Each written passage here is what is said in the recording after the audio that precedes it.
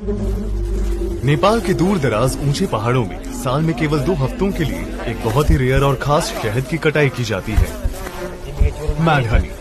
यह असाधारण शहद जो हिमालय में दुनिया की सबसे बड़ी मधुमक्खियों द्वारा बनाया जाता है, बहुत ज्यादा शक्तिशाली ग्रैनोटॉक्सिन से भरपूर होता है। ये टॉक्सिन्स आपके सेंसेस को अकल्पनीय तरीकों से बदल सकते हैं और इससे आपको ऐसे हेलुसिनेशंस हो सकते हैं, जैसे ऐसी आवाजें सुनना जो असल में मौजूद नहीं है, या आपके आसपास की दुनिया को पिघलते हुए देखना। कमरा घूम रहा है, ऐसा लग रहा है जैसे मैं वो सिर से लेकर पैर तक शराब के नशे में डूबा हुआ था। वो 3 दिनों तक सोता रहा। रेयर मैड हनी के छत्तों तक पहुंचने के लिए हंटर्स असुरक्षित चट्टानों पर सैकड़ों मीटर ऊपर चढ़ते हैं। केवल रस्सी की सीढ़ी पर भरोसा करते हुए वे केवल अपने हाथ और पैर का इस्तेमाल करते हैं, जबकि उन्हें विशाल मधुमक्खियों के अनगिनत दर्दनाक डंक सहने पड़ते हैं। पुराने समय से स्थानीय लोग मैड हनी का छोटे छोटे मात्रा में इस्तेमाल अलग अलग बीमारियों के इलाज और एक कामोत्तेजक के रूप में करते आए हैं, लेकिन इसकी अनोखी हीलिंग कैपेबिलिटीज और जहरीलेपन के बीच की सीमा बेहद छोटी सी है। एक चम्मच से ज्यादा मैड हनी दिल की धड़कन धीमा कर सकती है, पैरालाइज कर सकती है या यहाँ तक कि जान भी ले सकती है। जिस दूर दराज के गांव में हम जा रहे हैं, सिर्फ एक ही परिवार है जो अभी मैड हनी हंटिंग की प्रैक्टिस कर रहा है। ठीक उसी तरह जैसे 7500 साल पुरानी इस केव पेंटिंग में दिखाया गया है। उनके प्राचीन तरीके कभी नहीं बदले और उनके हनी हंटिंग करने का तरीका आपको कहीं और देखने को नहीं मिलेगा।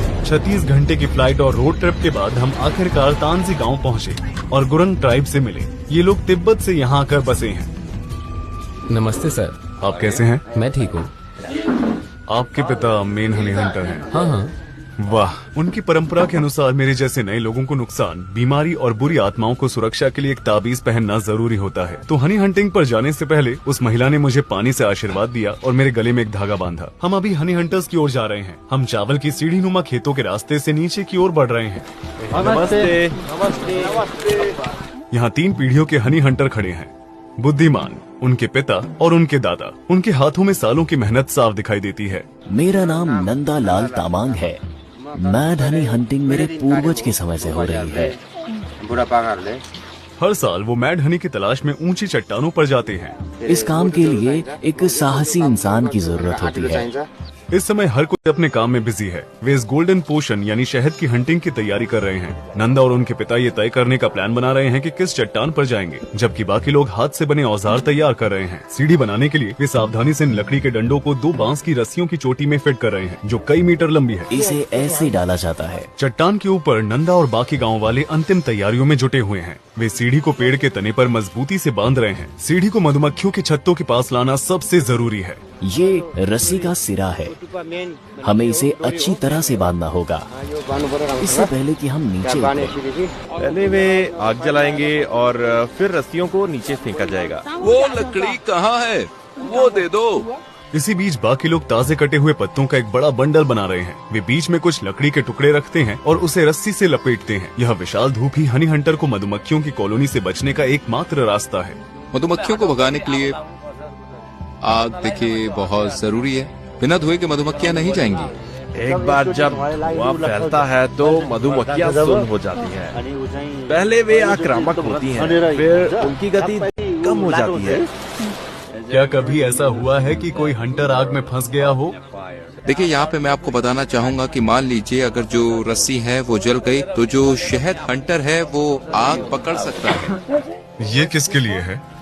ये स्ट्रैप इसे सुरक्षित रखता है। हंटर अपने मधुमक्खी रोधी मास्क पहन रहे हैं। अब नीचे जाने का टाइम आ गया है। जो सीढ़ी वे इस्तेमाल कर रहे हैं वो 80 मीटर लंबी है, लेकिन चट्टान की ऊंचाई इससे भी ज्यादा है। इसलिए नंदा चट्टान के ऊपर से ही अपनी चढ़ाई शुरू करता है, नीचे से नहीं। मैं उस ग्रुप के साथ रहूंगा जो चट्टान के नीचे से सहायता प्रदान करेगा। बेहतर होगा कि मैं भी मधुमक्खी रोधी सूट पहन लूं, क्योंकि जल्दी यह जगह गुस्साई मधुमक्खियों के झुंड से भरने वाली है। ठीक है, जाने के लिए तैयार? ये मैड हनी एपिस लेबोरियोसा द्वारा बनाई जाती है, जो दुनिया की सबसे बड़ी मधुमक्खी है, 3 सेंटीमीटर लंबी। यह प्रजाति एवरेज वर्कर मधुमक्खी से 2 गुनी बड़ी होती है और इनके डंक इतने लंबे होते हैं कि कपड़ों के आर पार आसानी से जा सकते हैं।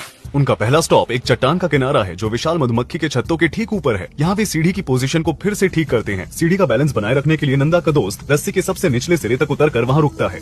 इस टीम वर्क से वे मैड हनी प्राप्त कर लेंगे और हम इसे टेस्ट करने का मौका पाएंगे। हम चट्टान पर जूते नहीं, लेकिन ऐसा क्यों? ऐसे हमें बेहतर पकड़ मिलती है।